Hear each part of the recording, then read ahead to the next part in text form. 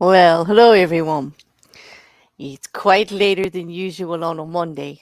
Trying something a little different. Get my Monday kind of groove going, which anyone who's been watching these shows knows I got no Monday groove. I hate Mondays. Mondays are horrible. It's like you just can't get started and you just want the end of the weekend when it was so great. And then you gotta just like start all over again with the grind. Mondays never sat with me well. I call them second Sundays. Yeah, we'll see how this one goes a little later in the day. Although it hasn't been so bad so far. We'll see. Well, happy Monday if you like them. I'll give it to you. But to everybody else, welcome to Second Sunday here over on True Crime and Legal Updates. Okay. Yes, Grace, you're my peoples. I could go with that. Hello, Skits Crasher. Welcome. Mipit. Hey, good to see you. Mrs. Cassandra, I see you sliding in there. Thank you so much for the ordering, you know. And don't forget to throw some strawberries, people. Feed those otters. We don't want Milky to be in trouble if he shows up. Yeah, I know. To all of you that have to go back to work tomorrow or the next day from having the nice long holiday for the week, I feel you. I feel you. I feel like that every Monday, but I know it's rougher for you all out there doing the grind. And let's just enjoy a little bit. I wish I had something cheerier to talk to you about, but this is true crime here. So we're going to talk about some crime. And crime there was. I had not spoke about the Idaho murders or the Moscow murders. They've been being reported on since they happened back in November, around November 13th in Idaho, the state of Idaho here in the United States, in the town of Moscow, a university city right near the University of Idaho. Um, we're going to talk about the recent updates. The recent updates first. That, bring your attention to an arrest that happened. They have a suspect now. It's been 7 weeks or more, actually, in a little over 7 weeks, and they finally have arrested someone, but not in Idaho. Okay, they have not arrested this person in Idaho. This person was arrested in Pennsylvania, where they had gone to. Let me just see. I'll show you who we're talking about. Of course, his name is Bryan Christopher Kohlberger.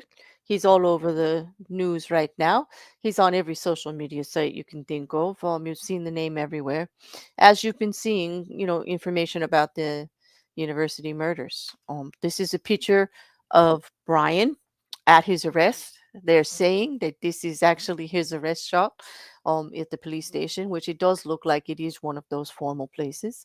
But meet Bryan Kohlberger, the alleged murderer. And I'm going to say alleged because, currently the information that's out, although the media has taken hold of this, and every 2 hours there's a new thing being released.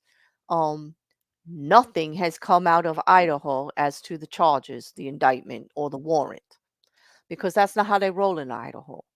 Okay. Bryan Kohlberger was arrested in Pennsylvania near at his parents' house. Okay. Where he's been in Pennsylvania for the last 3 weeks or so, that they can tell. The investigation has been going forth, from, and he was served by a warrant that was issued in Idaho, served in Pennsylvania on it. Okay. And there they actually took him into custody and he's waiting extradition. And he should be extradited tomorrow evening at the latest back to Idaho.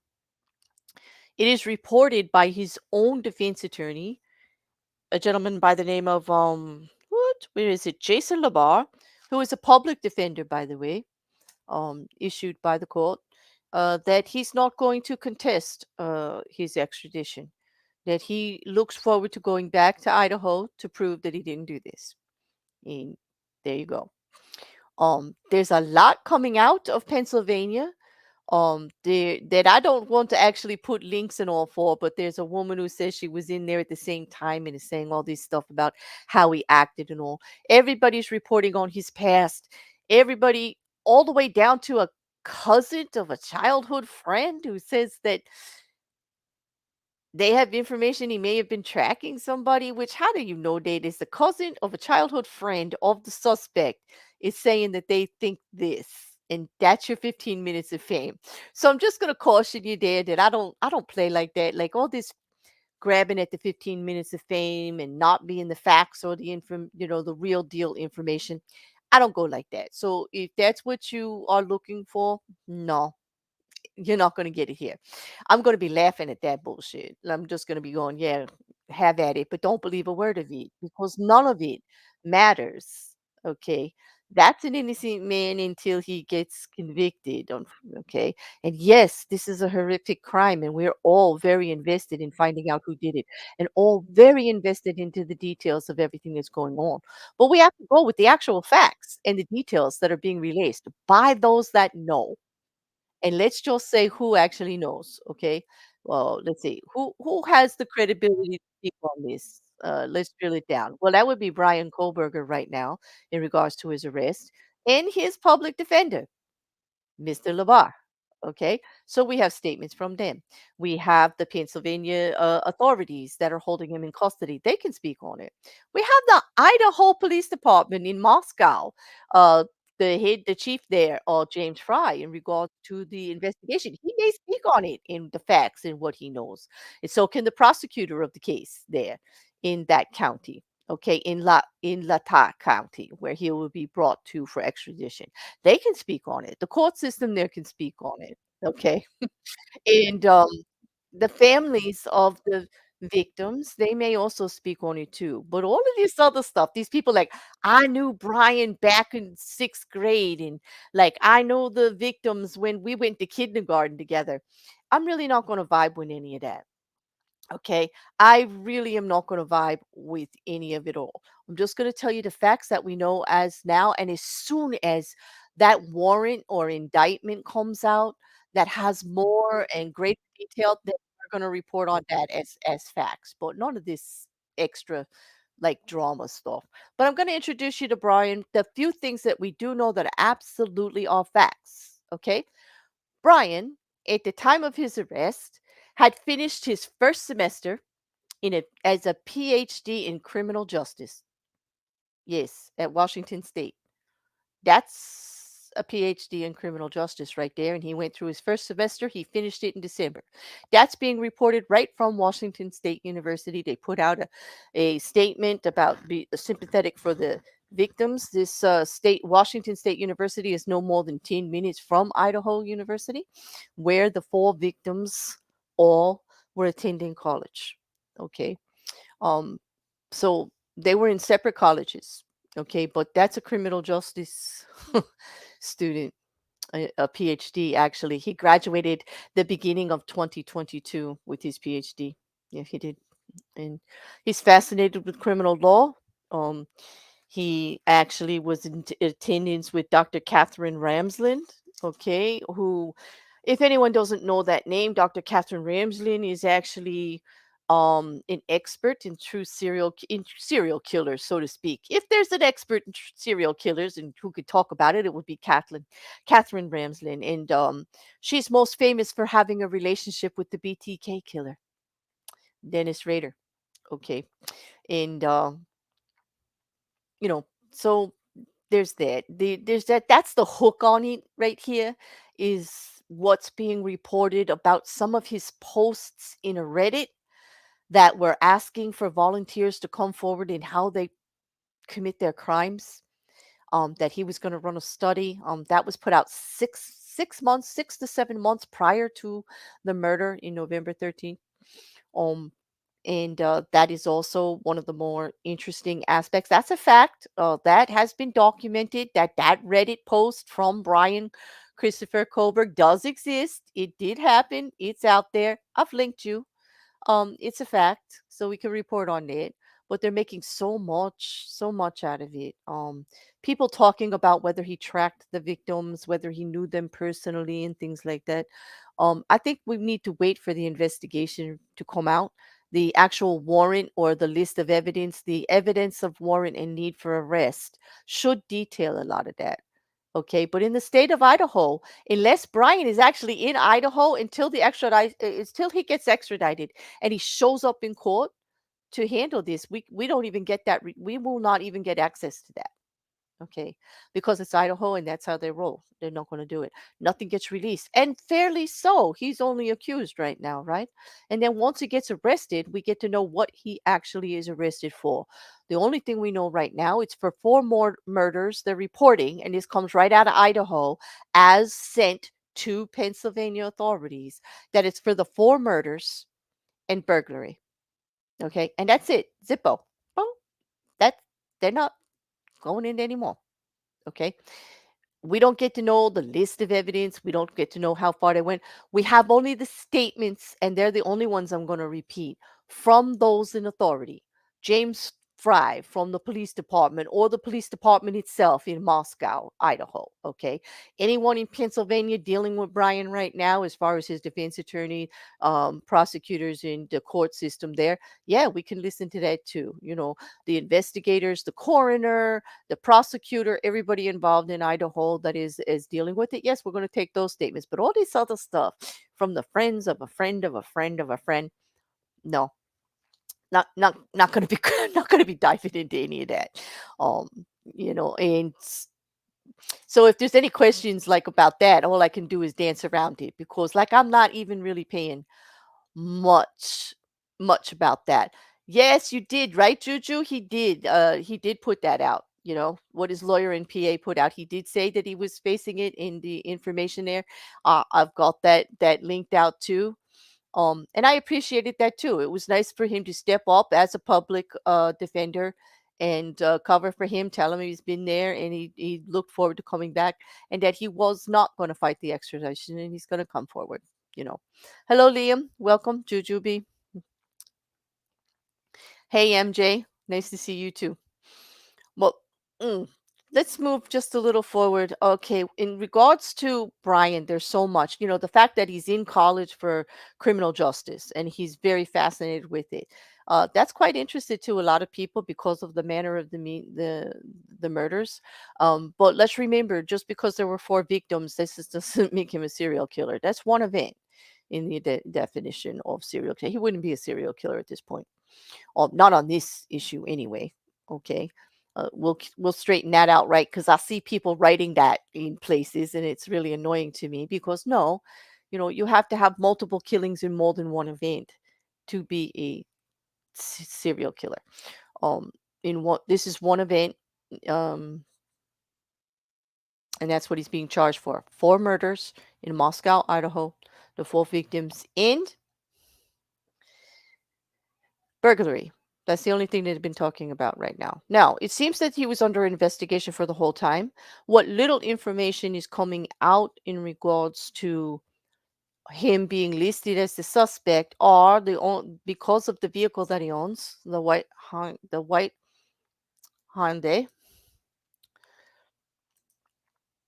and also that there was some DNA evidence, and I'm going to talk more in detail about that later. Okay, he's a criminal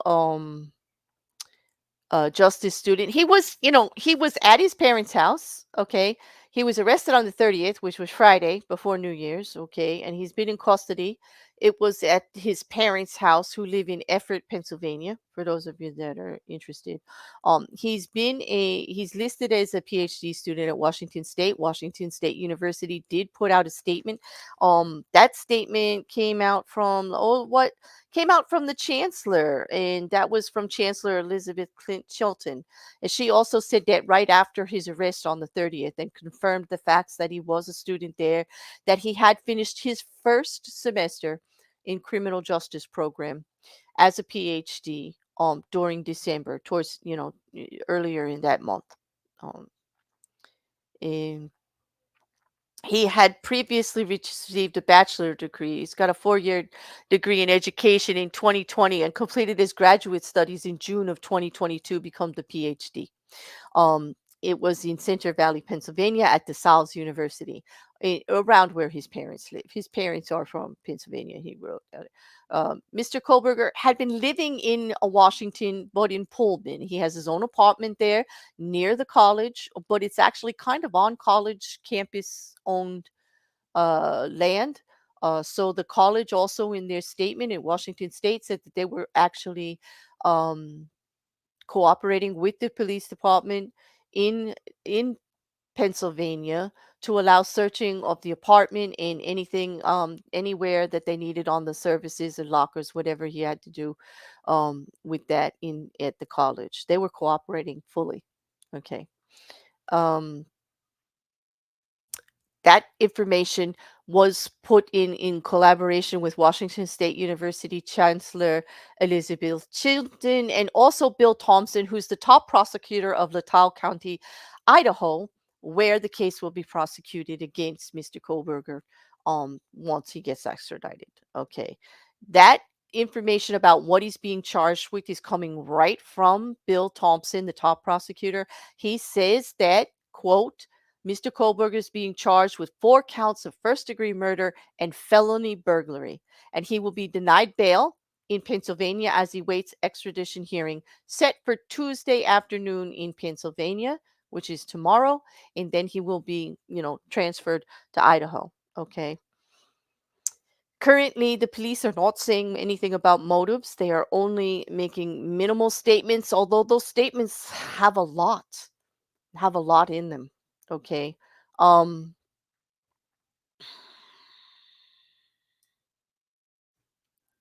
One of the statements from the police said that they had fielded over 19,000 tips and pieces of information before going forward, that they had been following the movements of Kohlberg for the last few weeks. They have made notice of him. One of the things they did notice is he always wears gloves when going into a supermarket or going into anywhere where he's buying anything. He was what they considered actively not trying to leave prints anywhere. That is a statement that came out of an officer, not exactly from James Fry, who is the police chief in Idaho, but one of the officers working the case made that comment to a reporter. So that got publicized. Okay. Um, you'll remember back in November 13th when this happened. It was quite upsetting. Moscow, Idaho had been free of murder for 7 years before this event. No murders, no murders at all. And it was quite upsetting. The community was terrorized. Um, there were 4 people in a house murdered while 2 people slept. There were 6 people in residence at the time. It was quite unsettling. It was unbelievable. It was a lot to deal with.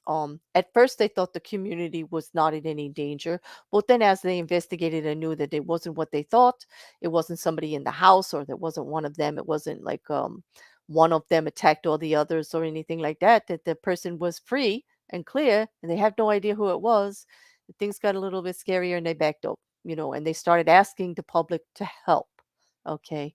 They said that they could not say there was no threat to the community because everybody should stay vigilant, report any suspicious activity. They wanted more help. They wanted you watching people, to see if you saw anything that would help them discover who this was. Okay. They retracted the first thing about not worrying less than 20, I think it was less than 36 hours after the murder. Okay. Um mm, they're not releasing a lot of information on it because they don't really have a lot of information. I can tell you that they are saying that Brian himself is actually being linked to the crime based on his vehicle that he owned and DNA that found on the scene. This is where he's being held in Monroe County, Pennsylvania. Okay. That's the facility where he is right now. This is how close Moscow and Pullman, Washington, where he lives, are. They are saying that he was less than 8.4. He lives and hangs less than 8 to 10 miles, from where the murders happened, um, and where he went to school, where he lives. Okay. Um, these are our victims. I don't want to get all of their names correct.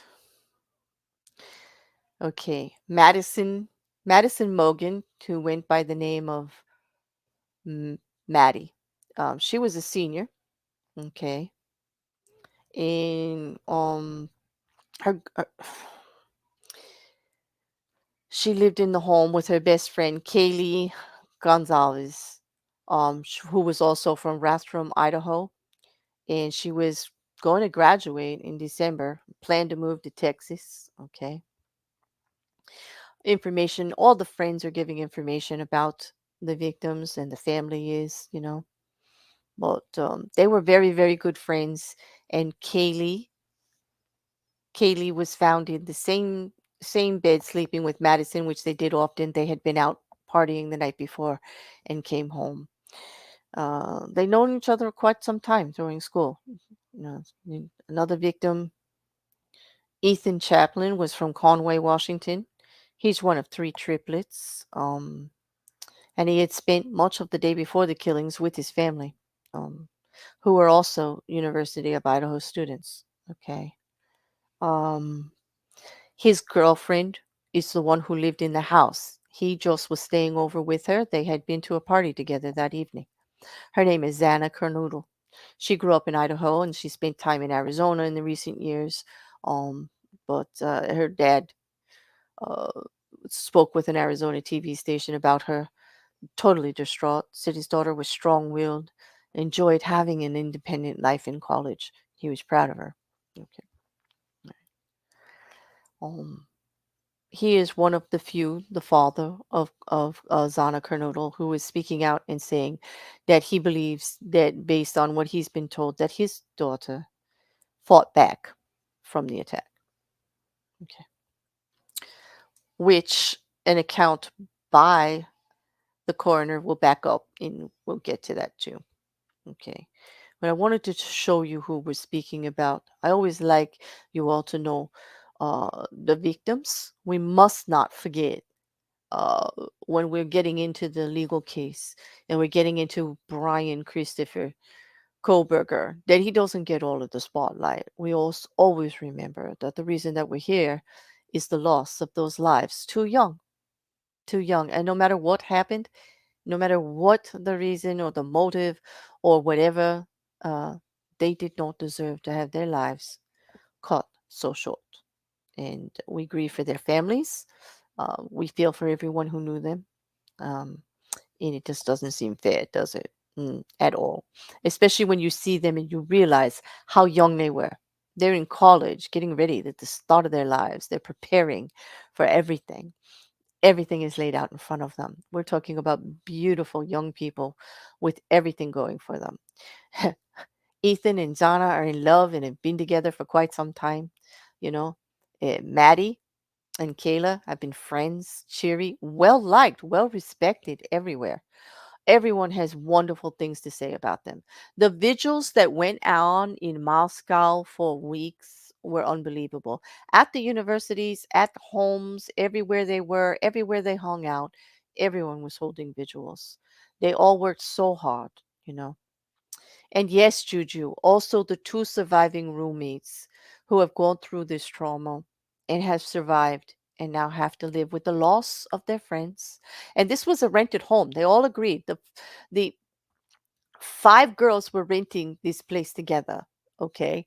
And the two surviving have to deal with the loss of their three friends, okay? And Ethan, people that they knew. The fact that they were asleep while this happened, I can't even imagine. I can't even imagine what they were feeling about. Okay. But, you know, ex- as far as that's it's a very good question. Hey, MJ says that, burglary being added on to these murders is like an add-on charge. You don't know what the extenuating. I would say because it's extenuating circumstances. Okay, that regardless, or I think the add-on there, we're gonna find out through the arrest indictment, the warrant, for cause. It could be just adding it in that jurisdiction because it adds to the penalty phase. Or it also could be eliminating some of the defense options. Um, when you think about it, if you're going to say it was in a moment of passion, burglary, you usually have to think about that, you know.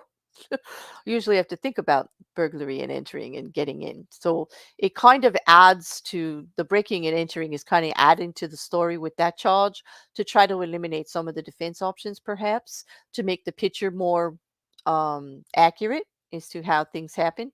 Uh, we're going to find out. Like right now, I can't even explain that, but I do know in Idaho has very strict rules about how they're going to be releasing the information and what they will. I will let you know this about Idaho because I know this from other cases.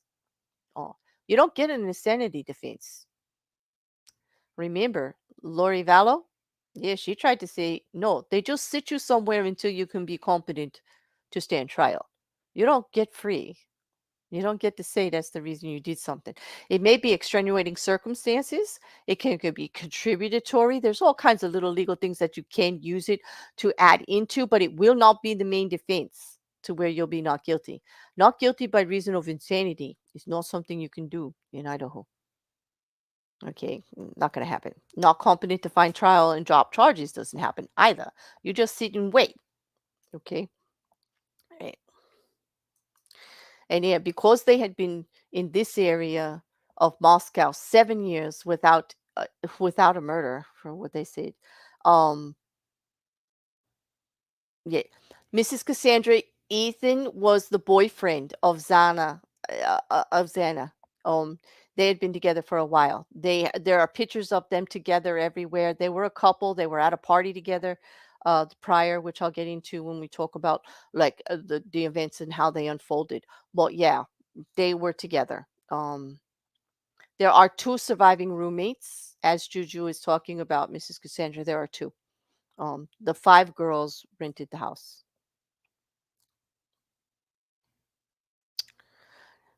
Hey MJ, there is no confirming evidence that he even knew any of these students or that he had ever been in contact with them.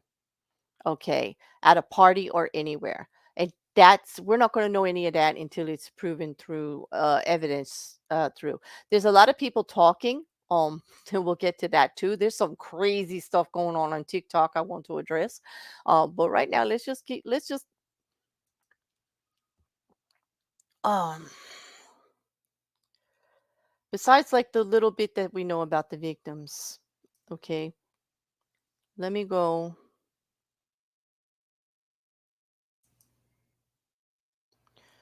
Okay.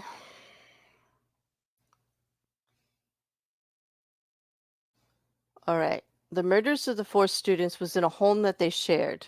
Okay. It was being rented. It was in Moscow, Idaho, in the college town, right where it was.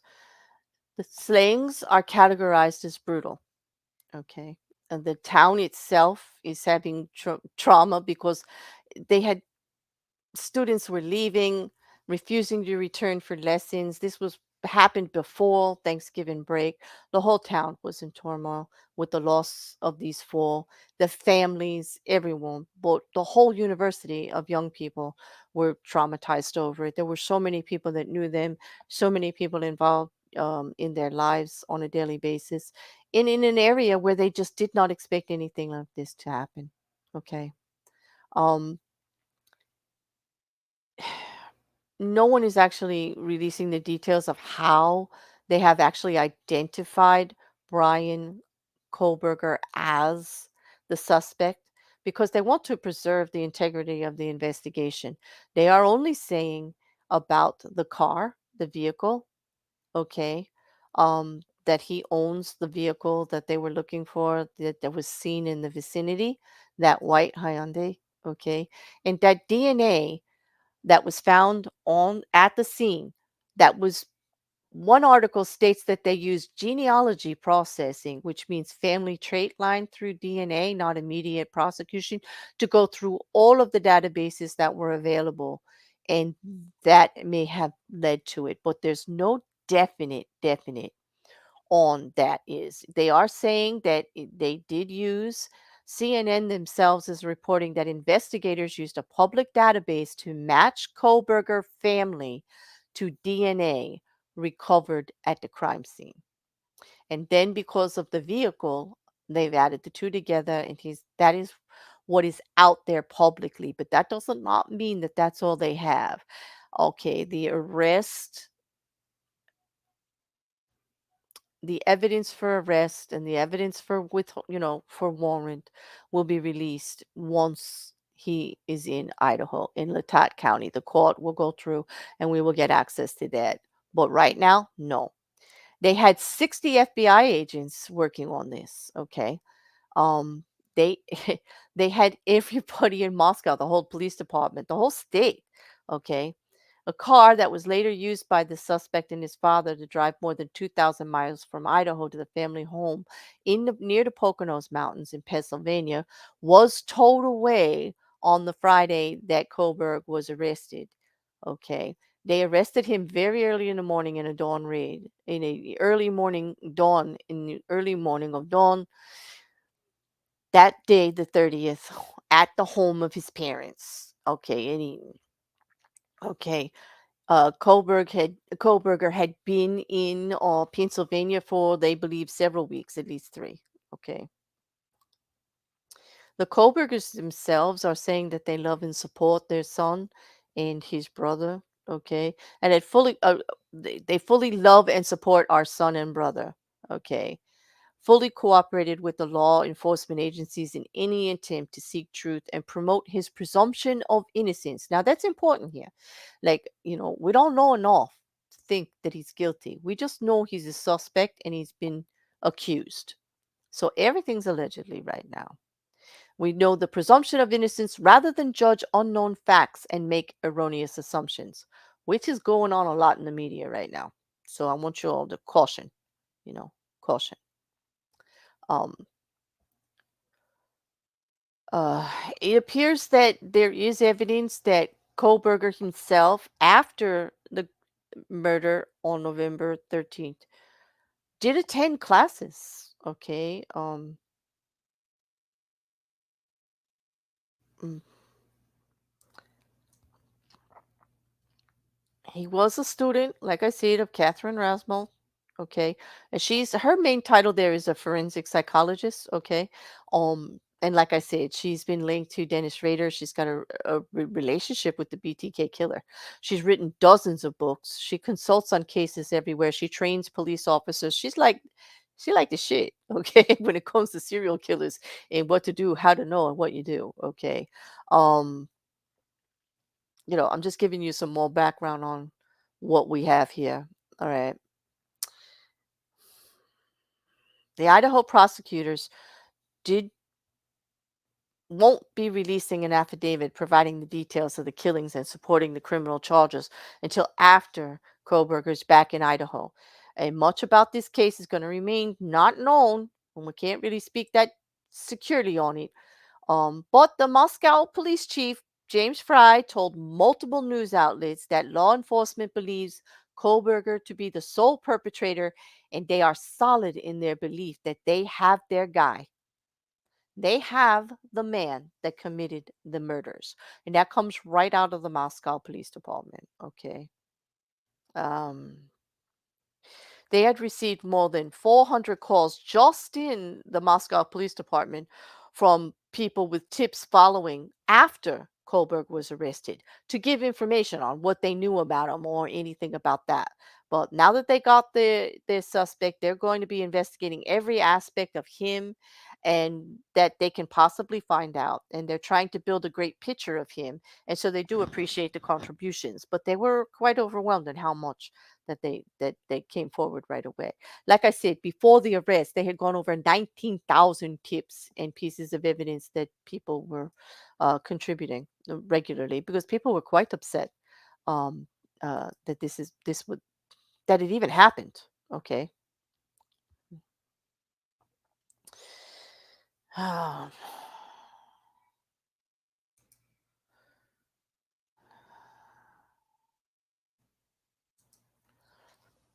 and so a closer picture of them. This is the house. Okay, what where we were renting, you could see it's been marked off. The house was scheduled to be cleaned on December 30th. They thought that all the evidence, that they needed was, acquired. However, they have stopped that process there. Something else came forward and they did not have it cleaned. They may be looking for something else currently. I have not seen that they have reinstated when they will be cleaning. Yeah. All right. So here is the timeline on the mystery, on when it happened. They're reporting that, and also confirmed by the coroner's report, which I will show you shortly, that the death happened after everyone was in the house, shortly after, like around 2 a.m., like around everybody being in the house. They're not sure exactly when, but in the wee hours of the morning, then breaking and entering happened, and four people ended up stabbed in their beds repeatedly. Um, may have not may have been asleep, and awoken. It does appear that several may have fought back. Okay. But for Kaylee and Maddie, as I said, they were at a corner club, okay, until like 1:30 in the morning. From like 10 to 1:30. They're very good friends. There are multiple pictures of them together everywhere, all over social media. They were very good girlfriends. They hung out all the time together. It wasn't unusual for them to go out partying, come back, and just fall asleep in the beds, talking like, yeah, well, girls do. We get, you know. And they were seen at a food truck. There's video out there of that at 1:40. That it's obvious they were out and they were partying. They got their food, but they were back at the house, before 2 o'clock. You know, Ethan and Zana had attended a party, a campus party, from 8 to 9 o'clock. There's evidence that they were been there, but they were actually back at the house by like 1:45. Everybody ends up back at the house in the wee hours after midnight. Okay. This is the second floor where the victims were found, on the second and third floor of in the bedrooms. Okay. Um, there were three floors with bedrooms on them. Okay. There was five girls that rented it. Ethan was staying over with Zana. Okay. They are reporting that both Kaylee and Maddie were in the same bed when they were actually murdered. Okay. That's just the floor plan on the shape of how it goes. They have an outside patio and all of that.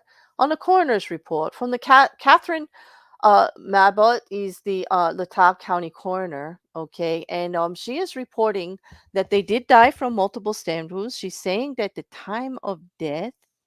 Let me just see here. The manner of death is stabbing. Okay, they were pronounced dead on the next day at 12 noon, because that's when the bodies, when she showed up there at the site. Okay, she's saying the ages and male, and has identified them all. She's saying they were pronounced dead at the home, that the cause of death is homicide, it's murder. The manner of death is stabbing. Okay, it's a very brief report. We're not going to get the detailed one until after, but we at least have this one for right now. Okay, I'm going to put the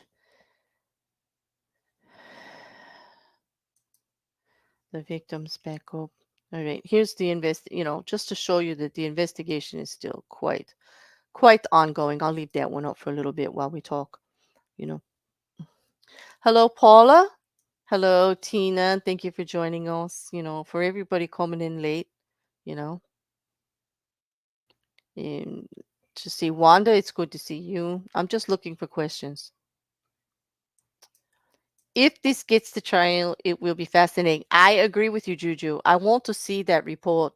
I wonder if he's just going to plead out. I wonder if he'll be offered it. Okay. Um, but death penalty, all of this. This is it's Idaho. Okay. This is gonna be right. This is gonna be right. Um, yeah, Grace. I don't know what's going on, but I don't see anything on my output as anything. Does anybody else having a problem? Please let me know. You know, Liam, you know my content very well. Yes, there was about DNA not being able to use given for another purpose to track people. However, they are allowed to do family DNA tracing just to narrow down the scope of people, as long as they're using the public DNA databases that they were. This is not, this is to solve a crime. The other one was to actually, this was someone who was using DNA as evidence against a certain person for an assault charge, and it was erroneously put into the public database when it shouldn't have been. I know what you're speaking of, and yeah, it gets scary when they forget to label it properly. When you give DNA in the for, as evidence for an assault case, it's supposed to only be used for that case. It's not supposed to go into a database that's free for everybody to identify you as the owner of that DNA. Okay, because you're trying to find the DNA of the perpetrator. Okay, and that it's for an opposite use. Finding this DNA here in the on the property, it's fine to put that into the public databases. That's what we should be doing. We find DNA at a crime, and we're supposed to try to be able to identify whose it is. If there's for any reason in a public database, a genealogy site or whatever like that, that has made it accessible and it matches up to a family line, they can use that. But how well they'll be able to use that in the law to say that it's definitely him. They will need to actually ask him for a DNA sample and match his DNA to that sample to be able to use that to place him at the scene. Because right now, if they use family genealogy, number one, it's only going to say that someone in the family of Kohlberger that has that type of DNA was there. Someone, not who, right? Not who.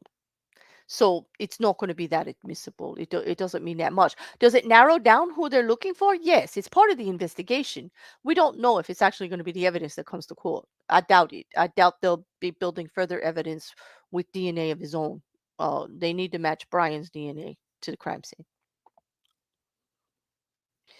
I do too, Juju. I am very respectful of how they're running this.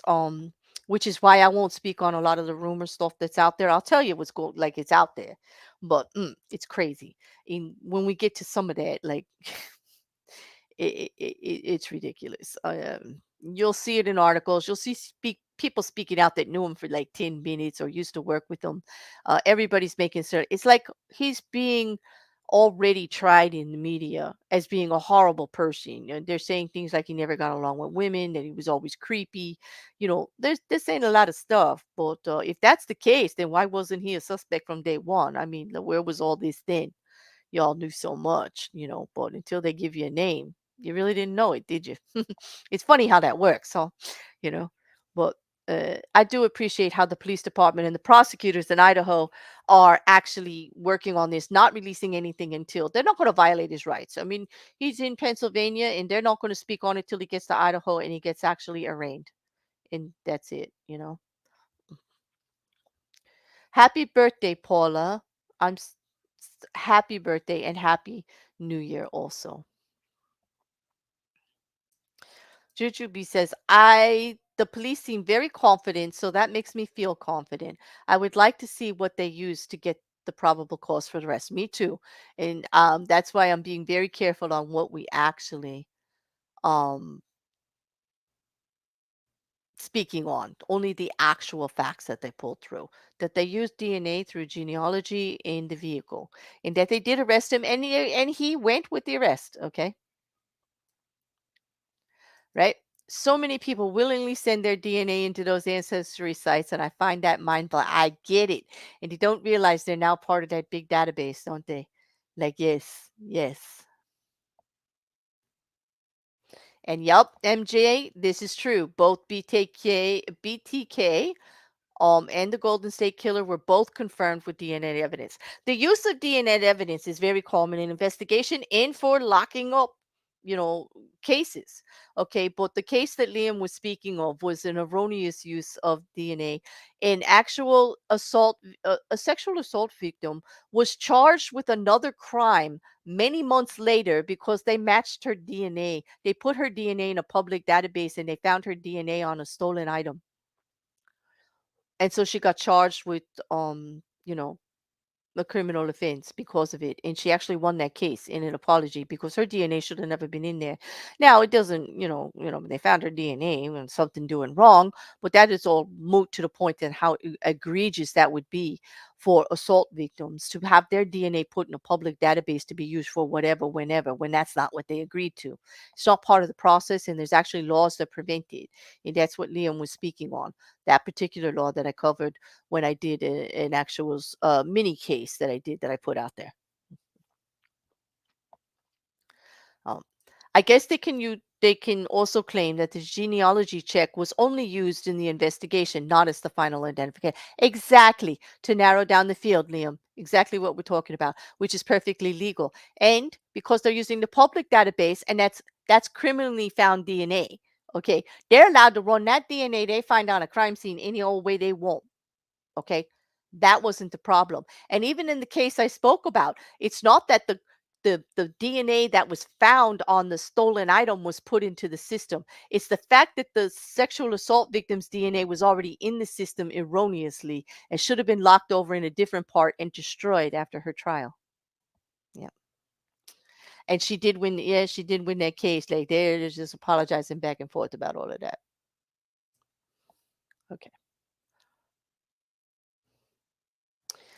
I'm sure they already do. If they do have enough evidence to indicate him, they probably do have a warrant to get his DNA or will so after the arraignment. The prosecution will go forward like to try to get that.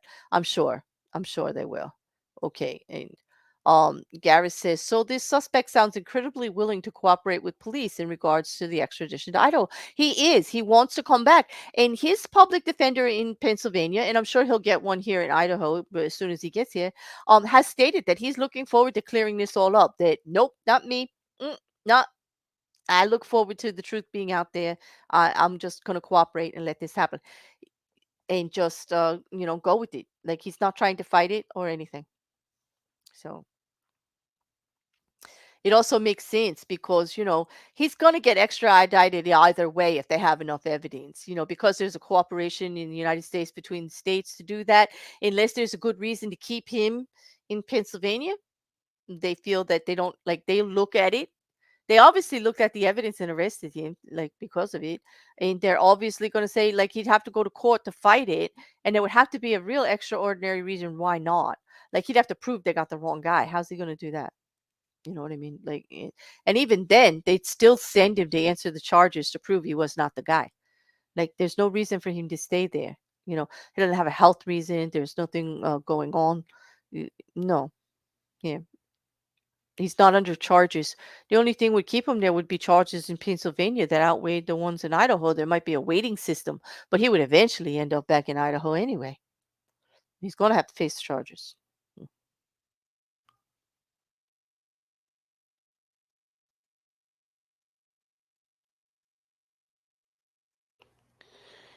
And here we go. Yes, Gareth, me too. You're thinking like me and Jujubee. We are both, I'm sure, very curious as to what the actual DNA evidence was. This apparently was multiple stabbings on each victim. That's all the released coroner report is saying right now. Okay.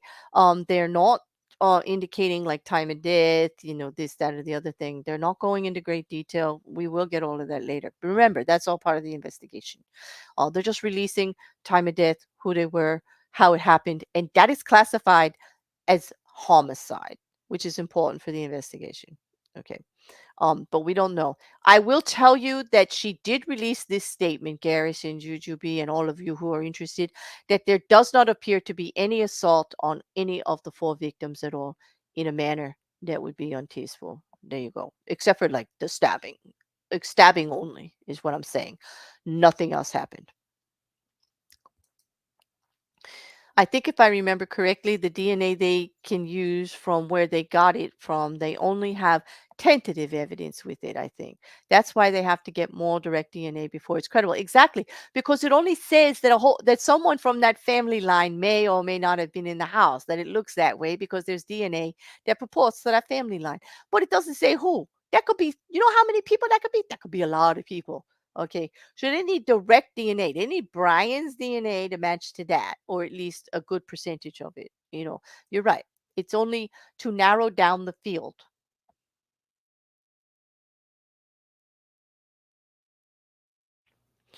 It does seem that they narrowed down on him quickly, Jujubee. I do agree. They have been looking at him for a few weeks. The investigation was going for 7 weeks, and there were a lot of people out there speaking against the Idaho Moscow Police Department. And I was getting offended because, like, you don't know what's going on behind the scenes just because they're not talking about it and giving you all the juicy, gory vulture details that you want doesn't mean nothing was happening. Like, that is an assumption. And you know what they say, when you assume, you know how that goes.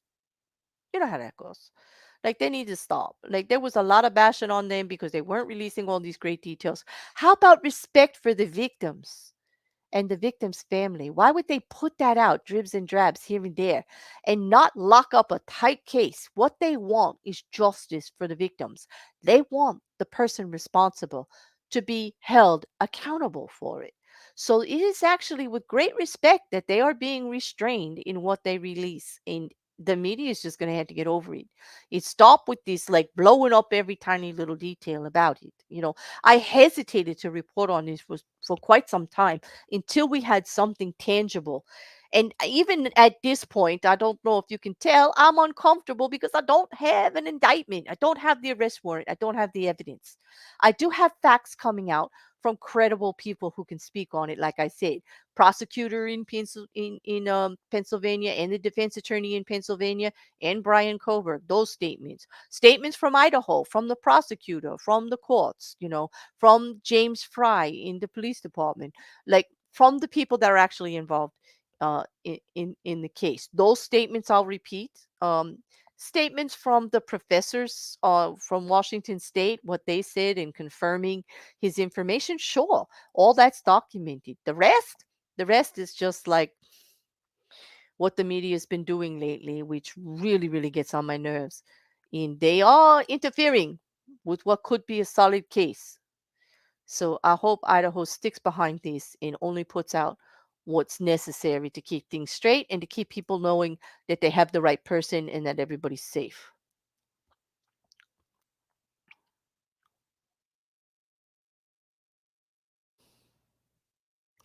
I know, Mrs. Cassandra, they were so young. They were so, so young. There are many reasons that DNA may appear at a scene. Maybe, if he did the crime, he would be trying to claim innocent reasons for it being there, or maybe he is innocent. This is true.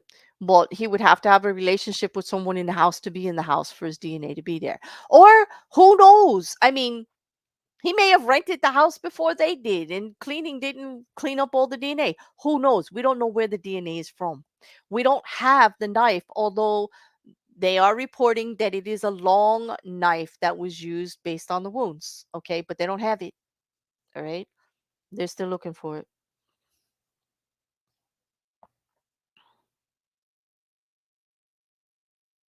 Hmm.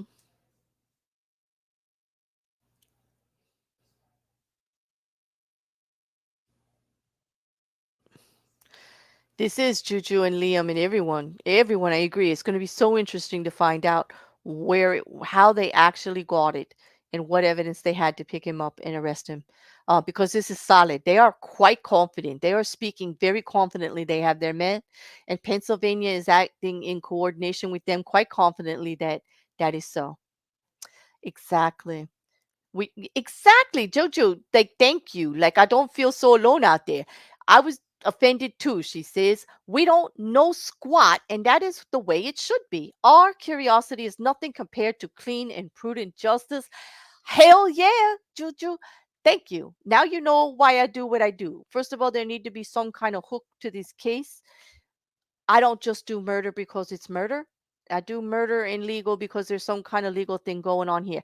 Can anybody tell me why I might be interested in this particular case in Idaho? What hooks there might be here? I know what they are, but I'm curious if you guys see any legal things that make him come up. Hmm. I'm gonna let you stew on that one. I hope somebody puts something in there for me. As much distrust people have for the police, we all need to remember that most of them are trained professional. Yes, Indeed, and they have a reason to do good, and they have a respect for authority and law and order, and they're doing it for a reason. And most are damn good investigators, okay? So let them do their job. Exactly. They have been incredibly patient and professional while they're dealing with a negging, an absolutely negging and terroristic social media presence, and actually with a community that is distraught and fearful. Their job is to try to calm everybody down too. And here it is, the media trying to hype all this up that this guy might have been looking for victims by finding criminals and learning how to be a major serial killer by attending seminars. Like they're really going nuts with the information out there. And I'm not supporting any of that bullshit, any of it at all. I mean, if you're out there and you're in the legal you're part of the legal YouTubers, I know they're not doing it. They're only reporting on what comes out legally.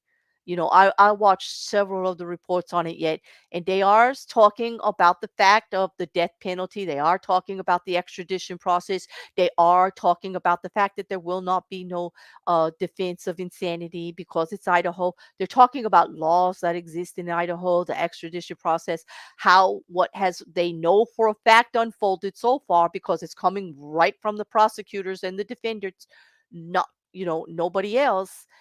You know, they're speaking on the facts, but there's some commentators out there in some articles that are being written that are absolutely ridiculous with where they're speculating. I'm not going to speculate on it.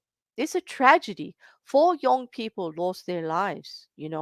And we have to also keep in balance that Bryan Kohlberger is only an alleged murderer. He is the suspect, not convicted yet. And so we need to wait for the evidence, okay? And we can't be judge and jury for him. We have a judge and a jury that he will go in front of. He doesn't need to answer at us. And all of this stuff that they're piling on him is making it worse. Can you imagine being his family? If he's innocent, can you imagine what that's doing to his family, to the people that love him and care about him? He's a human too. If he did it, I hope he pays. If he didn't do it, I hope he doesn't have to pay. Not like that. And that's why the media needs to be more careful. They make him pay before we know he should. It makes me just so upset. Yeah. Mrs. Cassandra says, what drew you? DNA, how they're using the DNA. That is one of the hooks, Mrs. Cassandra. You're right. And because there were actually survivors in the house, I want to know that is curious to me. Why those 4 and not the other 2 when they were all in the house together and they were all sleeping? Um,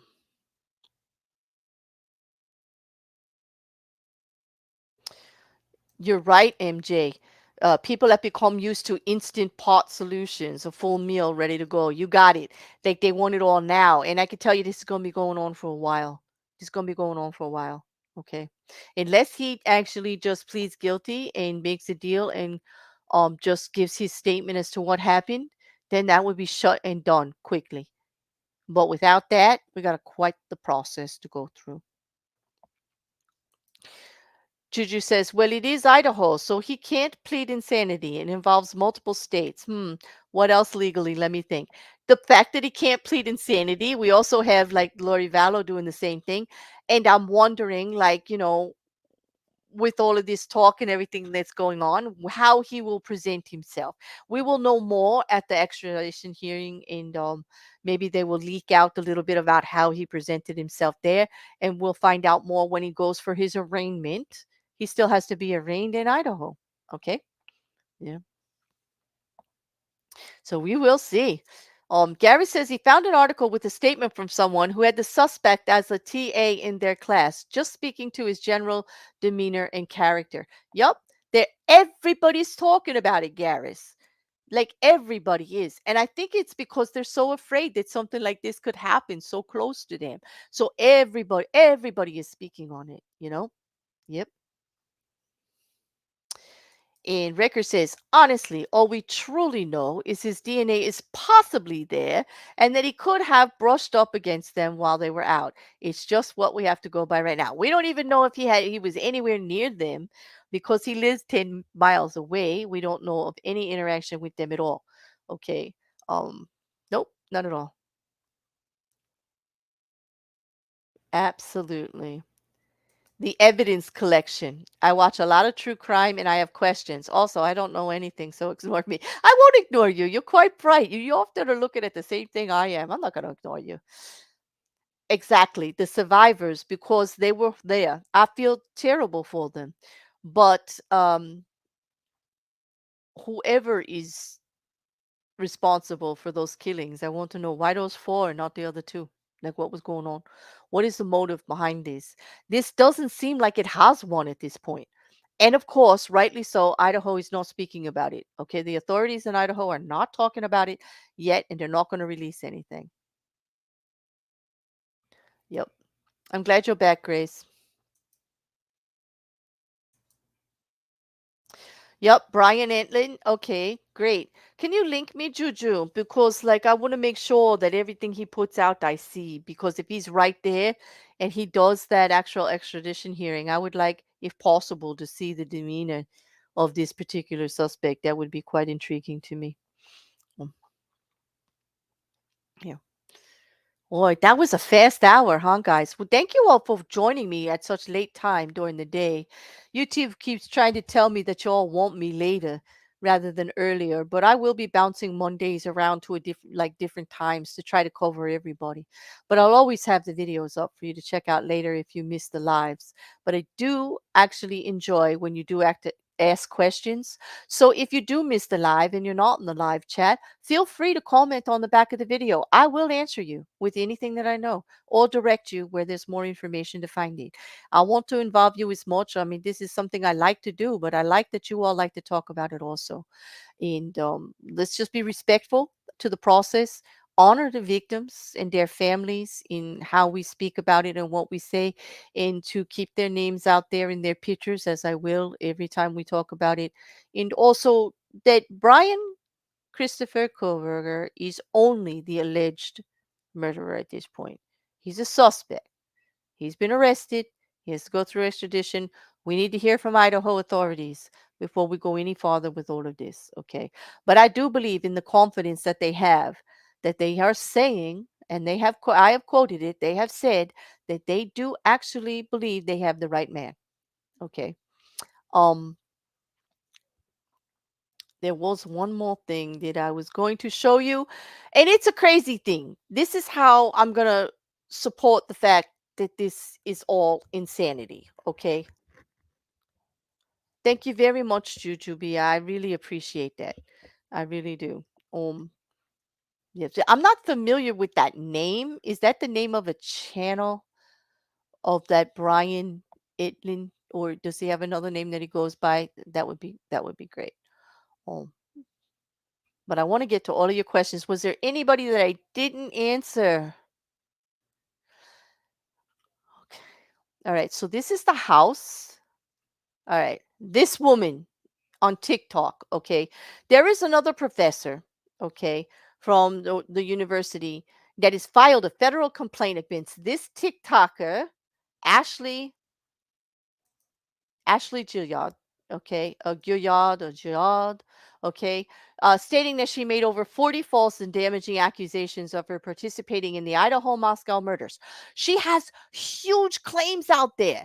Huge claims about this woman. She's talking in detail about who she knew. She says she knows one of the victims, that they possibly had an affair and that it ended, and she didn't want her to talk about it. She does have an association with a man by the name of Jack Ducour, who the victims do know. One of them dated him, and there are phone calls documented. That's one of the things that is being reported by the family. The sister of one of the victims is saying that on her phone there were 7 missed calls to Jack, okay, and 2 from actually Maddie, okay. I believe it was Kaylee that had the relationship with him, and that they were unanswered calls. His only statement is that he was possibly sleeping.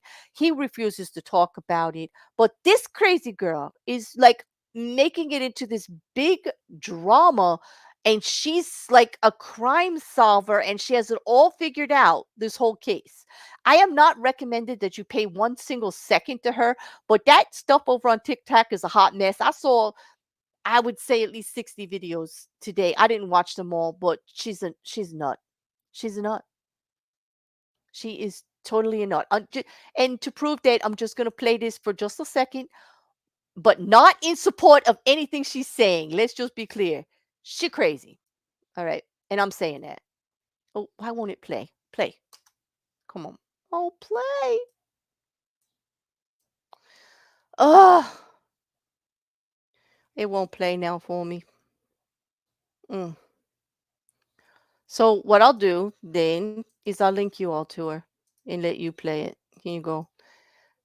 But please know, I do that in hesitation.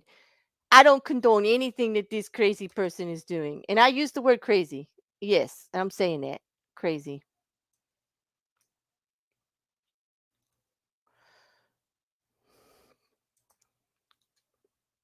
Okay, I don't know why my presentation stopped working, but I'm going to take it down because it's being ridiculous. And that's what happens sometimes with the feed.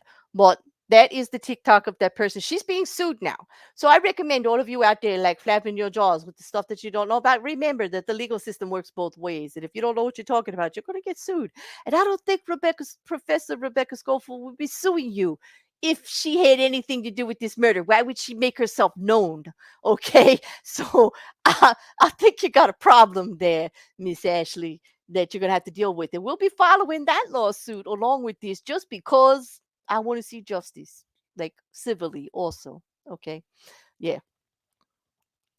Yeah, TikTok allegations chick is saying it's her First Amendment right to say what she wants without repercussions. Yeah, well, let her try that in a court of law. Let's see how far she gets with this defamation suit. Because I was looking at the stuff she's saying. She's going into such detail, naming names, personal business, making accusations. She says she has evidence. How does she have evidence of anybody having an affair or what people say to each other privately? Is she psychic? Is that her evidence? Like, really? I mean, MJ, you saw some of it. Is it not absolute insanity? Insanity. And she isn't stopping. The clip I was going to show you was how happy she was that she's in a lawsuit now. Because a week or two before, she goes, I'm telling the truth, people, because I haven't been sued yet, right? Like, if I wasn't telling you the truth, I would be sued. And here you go, boom, sued. So there you go. Do you think we're going to see a TikTok video now that says, "Oh, by the way, people, I haven't been telling you the truth because here you go, I'm getting sued." She's not going to do that. But she was sure happy to go around and say, "Yeah, I'm telling you the truth. That's why I haven't been sued." Yes. Mm. She isn't stopping. She has been served with a lawsuit and she keeps accusing. Yes. And that's the problem, Juju. She's naming people. She named Jack. She named Rebecca Schofield. She's naming so many people. She's affecting people's lives. There's more than one person that could sue her at this point, and I hope that they do. That kind of that kind of stuff needs to stop. That kind of insanity. I mean, besides the media itself grabbing onto every little detail of that and giving everybody their 15 minutes of fame. If they went to kindergarten with Bryan Kohlberger right now, they're getting an interview. It's ludicrous. It's absolutely ludicrous. Yes, there's tarot card readers that are saying it too. Yes. Mm. Even other tarot card readers are saying stuff. I get it. Yep. Grace, I don't think the First Amendment means what she thinks it means either. Inigo Montano. Yes, because Princess Bride is one of the best movies out there. And on that, Grace, I support you. Like anybody who hasn't watched Princess Bride, please do. It's one of the best movies out there. It's good for your soul. Hmm. Yes, yup, and confused about defamatory allegations. Apparently doesn't understand how that works. All right. Her statements alone about go ahead and sue me, I'm speaking the truth, show intent. Okay.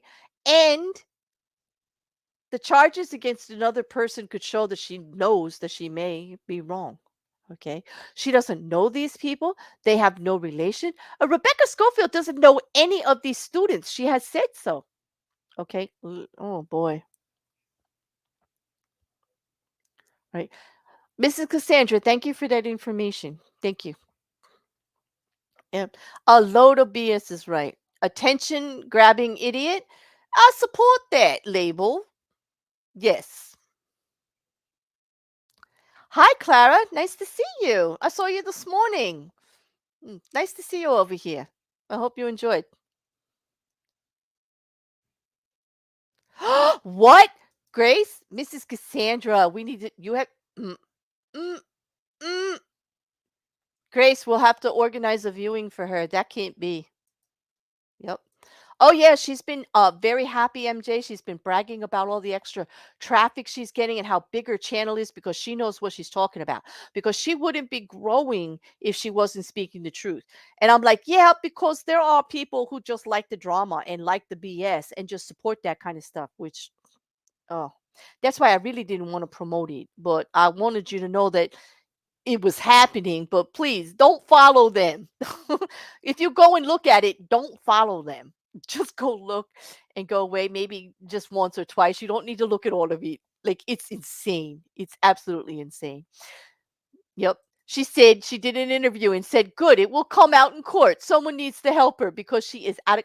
I know, like you know what? And then she's gonna try to hope that it was like an insanity thing or something, but it ain't gonna work. It ain't gonna work. It's not gonna work. Hmm. Well, that was my last bit of information for you there. Besides the connections that they're trying to make um, because of his study of criminal justice, okay, and his interest in serial killers and his promotion on Reddit. Those are all the hooks that I was talking about that I'm interested in. What was he actually trying to do with those Reddit posts? What kind of program was he actually talking about and information? Was he working on a paper? What is the motive for this actual murder? Does that all tie in?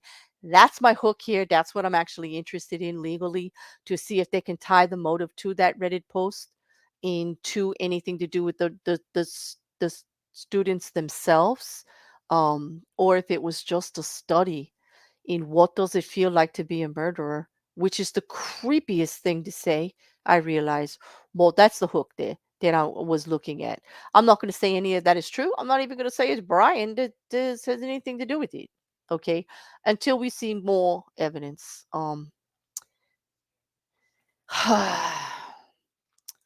Hey, I'll put my. Wait a minute. Why does it not coming up? Hold on. Juju, I hear. I see. This is the one I want, Juju. Do you think she believes what she is saying? All right, I will go out on a limb on this because I feel strongly about this. I believe she thinks it's going to do her good. I believe she thinks this is her moment to make it in her need for self gratification and intention to be out there on TikTok like she knows what the hell she's doing. She does have an interest in true crime, maybe the same interest I do. I don't know, but I wouldn't do it that way. Okay. And I'm just like, does it sound like I'm on a soapbox about it? Hell yeah, I feel strongly about it. Damaging other people for your gain is always wrong, no matter how you do it. TikTok, YouTube, personal life, legally, in business, boyfriend, girlfriend, brother, sister, neighbor, you know, affecting other people's life to their detriment with no care at all to your gain, you're just a fucking asshole. Yeah, I think she knows what she's saying. And I think she's doing it for all the wrong reasons. Because think about it. Who's she helping? Is she working with the Idaho police? No. Does she theory out there? Did she take it secretly to the people that are investigating to help solve the murder appropriately? No, she messing with the legal case. She messing with the process. She's just doing it for herself. That's my opinion on it. Not taking it back. Sorry, not sorry. Feel kind of strongly about that whole thing and about the way the media is handling this. Mm. I don't know if you agree with me or not, Juju, on that.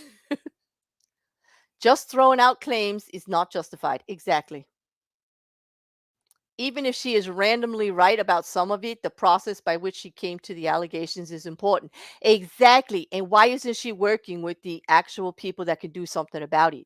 This is all self fulfilling for her. This is all for her for her. She's doing not the victims any good. She's not doing the victims' families any good. She's disparaging the victims on a regular basis by saying things about affairs and things that they said or did, which she has no personal knowledge of.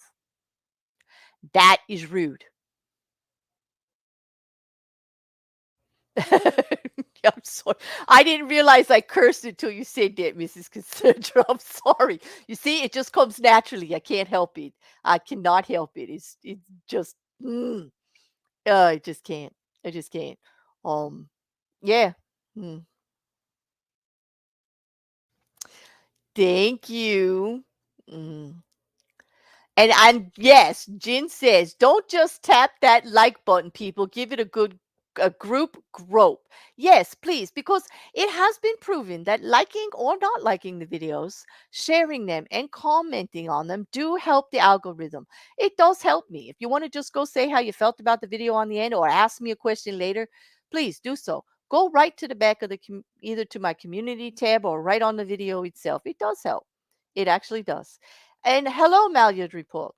Welcome. Mm. And, slap that like big. If you like the content, share it. Tell others about it. And if you haven't subscribed yet, please do. Please do. Well, on that, man, Jujubee, that study he put out on the Reddit or whatnot could not be for school. It was the end of the school year when he posted those questions. I don't think the studies are done that quickly. No, but he may have already registered for his next semester and he may have to do a paper. That's what I'm so curious about, Jujubee, isn't it? Like, it's fascinating. Like, what was going on there? Like, yes. And I have linked you guys everything down below as far as the Reddit and things like that. I didn't want to show the Reddit post up here because I don't want to cause more hype about what people are saying about it. I want you to actually look at it as part of the picture and interestingly, but does it prove anything? No, right, Jujubee? It doesn't prove anything at this point. Is it part of a bigger picture? Possibly. Let's see what cause for warrant says. Okay, cause for arrest. We need to see that. And once we do, we can go further. And I assure you, whenever it comes out, I'll be back. We'll definitely be going over that. Okay. Um, she is writing her own crime fanfic from what you say. Yes, exactly, Liam. And if you saw it, it's horrible. It's absolutely. I'll show you in Discord. I'll show you a couple of them. You'll see. It is absolutely cringe. Totally cringe. How far she goes. How far she goes. It's terrible. It's not helping the victims. It's not helping the professionals, the investigators. It's not helping the authorities in any way to getting this solved into an appropriate manner where justice can be served the way we need it to be at all.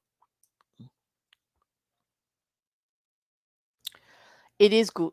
It is ghoulish, not in interest in seeing. It's right because she's doing nothing to promote that justice. That's exactly my point, Liam. That's what makes it ghoulish and horrific and cringe and self-serving. If she thinks that she's in it for anything else but the attention grabbing and to grow her TikTok, like she's lying if she says anything else. Because when you see it, you'll know what I'm talking about. There's nothing else coming through. Wrecker, how does one get into the Discord?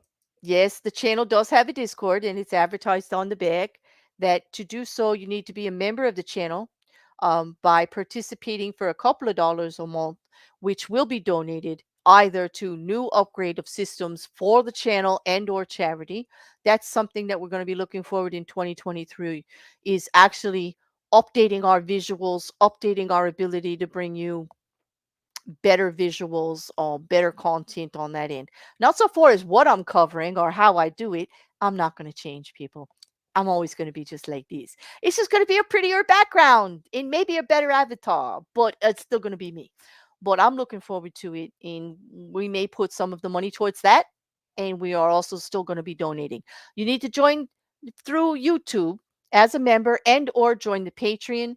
Both of those links are on the about and down below, always in every description.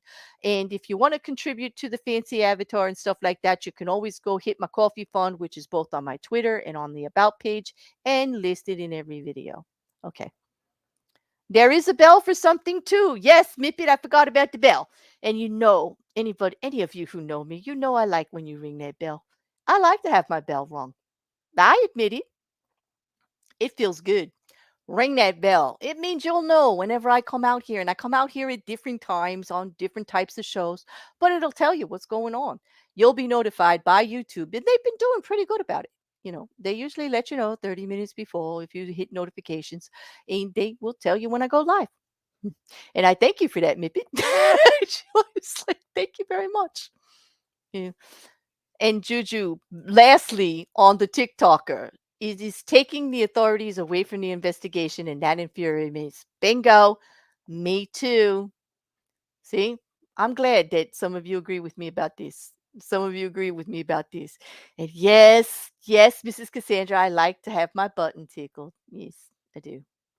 All right. Yep. On that, I think I'm going to uh, hit you with a slight promo before we leave.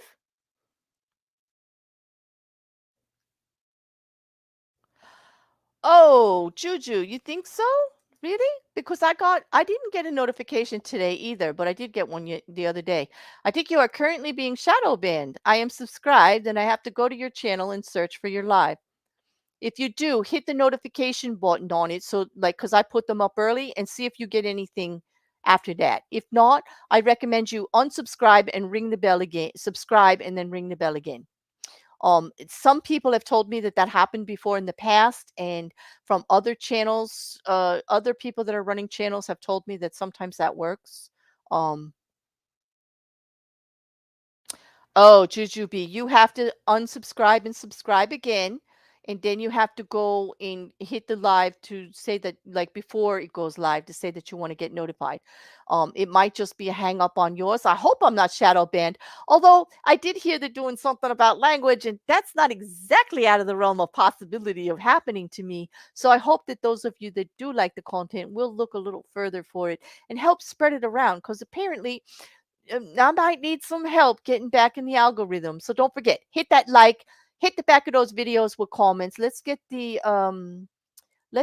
all of that interaction going again. Okay. Oh, I see. Okay. Good. Thank you. Thank you, Jujubee. Let's keep an eye on that. Thank you for the information. I want to see if it changes. Okay. So thank you for letting me know. All right. Okay, everybody. Hmm.